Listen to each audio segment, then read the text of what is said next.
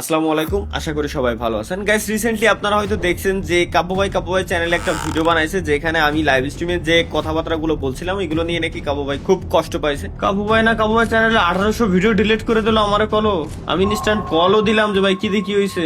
আমার বললো যে তাহলে 1800 ভিডিও ছিল, সব ডিলিট করে দিছি।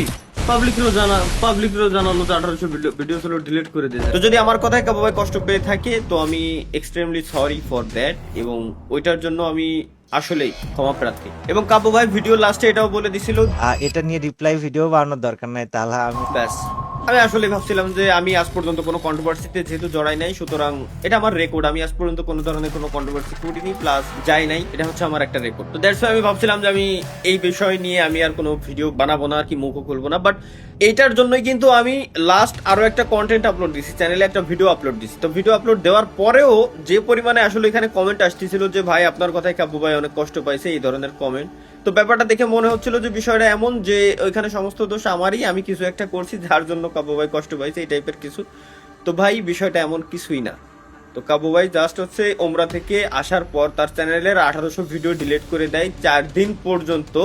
আপনারা কেউ জানতেনই না যতক্ষণ না পর্যন্ত আমি এই ব্যাপারে একটা ভিডিও বানাইছি। ভিডিওটা কি আমি এমনি এমনি বানাইছিলাম ভাই? এটুকু কি বুঝেন না? আমি তখন কল দিলাম যে ভাই আপনার চ্যানেলের ভিডিও সব কই। দেন আমার কাব্য ভাই অনেক ধরনেরই কথা বললো যে তাহলে আমার লাইফে কি কি চলতেছে তোরে আমি ভাইয়া বুঝাইতে পারবো না, তো এই জন্য ভিডিও যা ছিল সব ডিলিট করে দিছি, আমি আর এই ভিডিও পাবলিক করবো না, এই টাইপের কথাবার্তা। ঠিক আছে।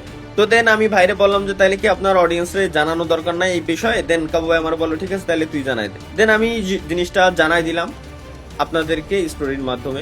তারপরে এটা নিয়ে একটা ছোটখাটো হাইপ ক্রিয়েট হইলো। দেন কাবু ভাই তার পরের দিনই দেখলাম চ্যানেলে একটা ভিডিও দিলেও যে তছনছ করে দিবে আর কি, চলেই যখন যাবো এই টাইপের। আমি ভাবলাম যে হয়তো যাক আলহামদুলিল্লাহ ভালো কিছু করতেছে। বাট তার পরবর্তীতে আবার সে রেগুলার কন্টেন্ট দেওয়া শুরু করলো, এবং আমিও পরবর্তীতে লাইভ স্ট্রিমে চলে গেলাম, যে যেটা গেছে। লাইভ স্ট্রিমে যাওয়ার পর অডিয়েন্স ওখানে কমেন্ট করতেছিল যে ভাই কাব্য না সব ভিডিও ডিলিট করে দিয়েছে, আবার এত ভিডিও আসলো কোথা থেকে? তো এটা দেখার পর আমি নিজেই অবাক হয়ে গেলাম যে আসলেই ভাই কেমনে কি। দেন আমি স্ট্রিমে থাকা অবস্থায় ভাইয়ের চ্যানেলে গেলাম। কাবু ভাই চ্যানেলে 1800 ভিডিও ডিলিট করে দিল। আমার কলো ভাইয়ের চ্যানেলে যাওয়ার পরে দেখলাম ওইখানে আসলেই যত ভিডিও ছিল আবার সমস্ত ভিডিওগুলো নিয়ে আসছে। তো এই জিনিসটা দেখে আমার কাছে খুব খারাপ লাগে যে 1800 ভিডিও ডিলিট করে দিয়েছে। আমি অ্যানাউন্সমেন্ট করে দিলাম আর কি, যাই হোক আমি নিজেই দিলাম। 1800 ভিডিও যখন পাবলিক করলো তখন বিষয়টা আমার কি জানানো একবার উচিত ছিল না? তো এই জিনিসটা জানাই না। দেন আমি স্ট্রিমে থাকা অবস্থায় ভাইরে কল দিলাম, যে কল দিয়ে জিজ্ঞেস করলাম ভাই কি দেখি হয়েছে, কি দেখি। দেন ভাই আমার জানালো যে তালহা আসলে এইটা অনেক কিছু ঘটে গেছে, অনেক কাহিনী ঘটে গেছে, যার জন্য আমি আবার ভিডিওগুলো ফেরত নিয়ে আসছি, দেন আবার পাবলিক করছি। আমি বাইরে জাস্ট এইটাই বললাম যে ভাই তাহলে কি আমার একবার জানানো উচিত ছিল না আপনার? তো এটা দেখে আমার খুব খারাপ লাগে। আমি ইনস্ট্যান্ট ফোনটারে কেটে দিই, কারণ আমার জানাই নাই। ভিডিও যখন ডিলিট হয়েছে তখন জানাই, আমি নিজেই ফোন দিছি, দেন আমার জানাইছে। ভিডিও ডিলিট করার পর যখন আবার নতুন করে পাবলিশ করলো তখন আমার জিনিসটা জানাইলো না। তো এই বিষয়টা নিয়েই আমার কাছে একটু খারাপ লাগছিল। এটা রাগ না, এটা ছিল জাস্ট হচ্ছে একটা অভিমান। তো এই অভিমান করার পরে যখন স্ট্রিমে আমি এই কথাবার্তাগুলো বলছিলাম, তো এটার জন্য যদি কাবু ভাই কষ্ট পেয়ে থাকে তাহলে আমি এক্সট্রিমলি সরি। এবং এখন আসি কিছু পয়েন্টে। এটা কোনো রিপ্লে টাইপের কোনো ভিডিও না, আমাদের ভিতরে কোনো কন্ট্রোভার্সি চলতেছে না, এই টাইপের কিছুই না। আমি আবারও বলি, জাস্ট কাবু ভাই কিছু পয়েন্ট তুলে ধরছিল তার ভিডিওতে, পয়েন্টগুলো আমি একটু ডিসক্রাইব করি আর কি, এছাড়া আর কিছুই না। তো মানুষ মনে করে যে আসলে ভাই অনেকগুলো জিনিস শিখলাম আর কি এটার পরে, যে ক্রেডিট ছাড়া আসলে ভাই এখন থেকে আর কোনো কাজ আমি করবো না, হয় ক্রেডিট না হয় পেমেন্ট, এগুলো ছাড়া আমি এখন থেকে আর কোনো কাজ করবো না, কারণ অনেকগুলো শিক্ষা পাইছি আর কি এখান থেকে। ঠিক আছে, ভিডিওতে কিছু পয়েন্ট উল্লেখ ছিল এখানে, যেমন ছিল হচ্ছে ভাইয়ের চ্যানেলে ভাই ভিডিও ডিলিট করছে 3-4 ঘন্টা সময় লাগে। ভিডিও ডিলিট করার পর আবার তার একটা ইউটিউবের অফিসিয়াল অ্যাডমিন আছে, যেখানে বাংলাদেশে হাতে গোনা 6-7 জনের আছে, তার সঙ্গে কথাবার্তা বলে আবার ভিডিওগুলো ফেরত নিয়ে আসা। তো ভাই আপনার ভাষ্য অনুযায়ী 6-7 জনের ভিতরে বাংলাদেশে আমিও নিজেও একজন, যে কিনা গত 1.5 বছর যাবত অ্যাডমিন নিয়ে আছে। এবং আপনি কবে পাইছেন, আপনাকে কে দিছে, এবং কে কে আছে, কে কে পাচ্ছে সবই জানি।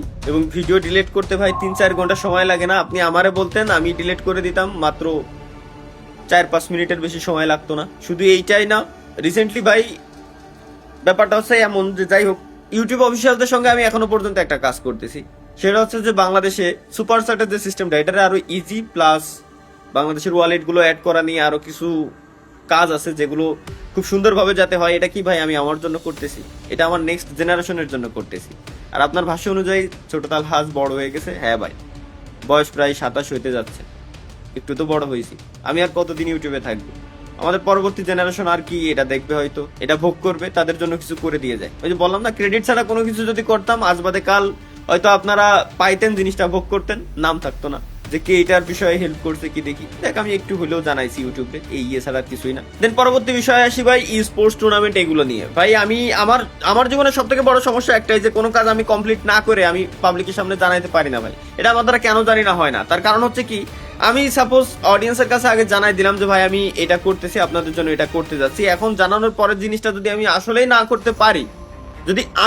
করতে পারি, তো তখন তো আমি সবার সামনে ছোট হয়ে যাবো। আর এটা আমি পারি না ভাই, এবং পারবো না হয়তো ভবিষ্যতে। এবং আল্লাহ যাতে ওই শক্তিটা আমার না দেয়, আমি এইটাই চাই, কারণ আমার মতে এটাই ভালো সব থেকে। আপনি ই স্পোর্টস এর ব্যাপারে কে কি করছে কি না করছে ভাই আমি কিছু জানি না, আমি কিছু করি নাই ভাই আজ পর্যন্ত।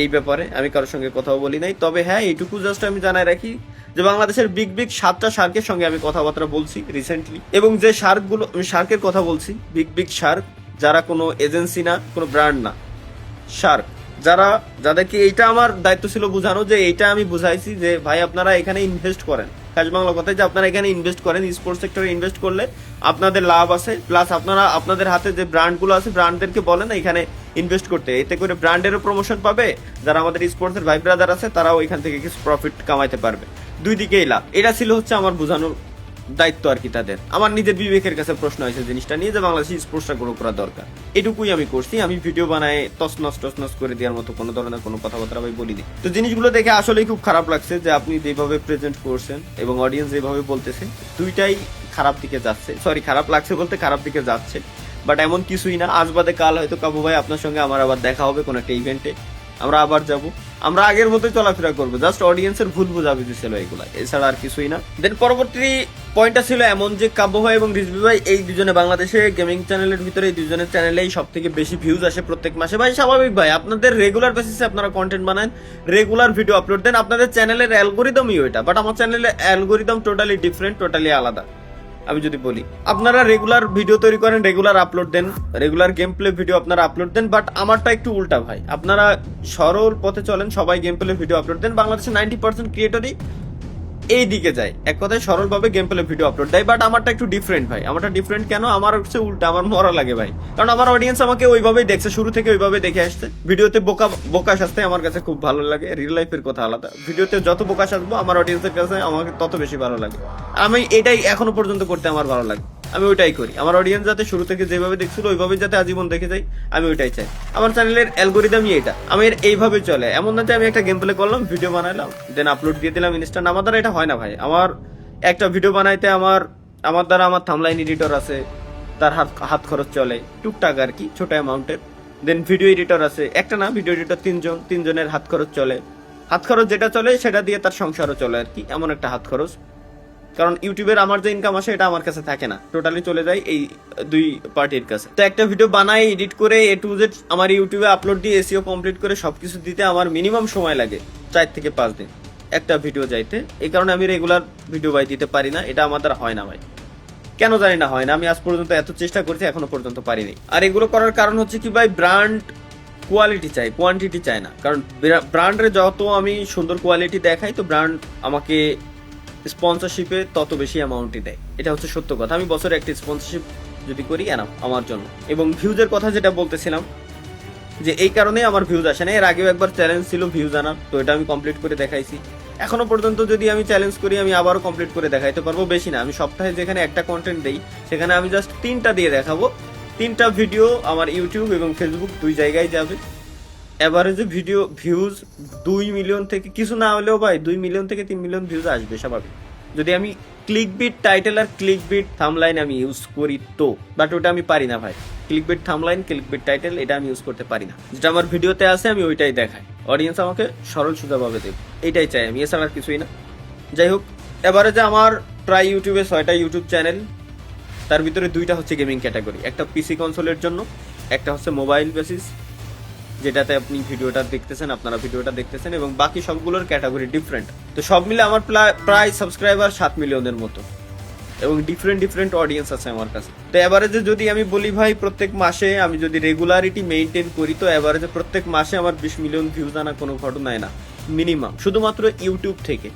এবং শুধুমাত্র এটা ইউটিউবের কথাই আমি বললাম, ফেসবুকের কথা না। তো যাই হোক ভাই, ভিউজ নিয়ে আসলে এইভাবে কথাবার্তা না বলাই উচিত। আপনারা অবশ্যই আমার সিনিয়র ক্রিয়েটর, আপনাদের ভিউজ আসবে স্বাভাবিক। তো আমি আবারও বলতে চাই এটাই ভাই, যদি আমার কথায় কষ্ট পেয়ে থাকেন তাহলে আমি এক্সট্রিমলি সরি, এবং অডিয়েন্সকেও জানাতে চাই এটা ভাই আসলে কিছুই হয় নাই, কোনো ধরনের কন্ট্রোভার্সিও না, কিছুই না, শুধুমাত্র আপনাদের ভুল বোঝাবুঝি, এছাড়া আর কিছুই না। যেটা হয়েছিল আমি সমস্ত কিছু ক্লিয়ার করে দিলাম। এবং বাই দা ওয়ে, আমার ব্যাকগ্রাউন্ডে স্যাড মিউজিক আপনারা দেখতে পারবেন না, সুতরাং এই ভিডিওটা শুধুমাত্র আমার অডিয়েন্সের কাছেই যাবে। ধন্যবাদ, আল্লাহ হাফেজ। ও বাই দা ওয়ে, লাস্ট একটা জিনিস ক্লিয়ার করে দিতে চাই, আমি এখনো পর্যন্ত প্রত্যেকদিন যাদের সঙ্গে দেখা হয় প্রত্যেকেরই সেম একটা কোশ্চেন যে ভাই আমি কেন ফ্রি ফায়ার ছাড়ে দিছি। ভাই আমি ফ্রি ফায়ার ছাড়ি নাই, আমি পাবজি, ফ্রি ফায়ার সহ যত ধরনের বাংলাদেশে গেমস আছে সবগুলোই যাতে খেলতে পারি ওই সুযোগটা তৈরি করে নিছি, প্লাস দিছি। দ্যাটস ওয়াই আমি পার্টনারশিপ থেকে শুধুমাত্র বেরোয়েছি। তো থ্যাংক ইউ, আল্লাহ হাফিজ।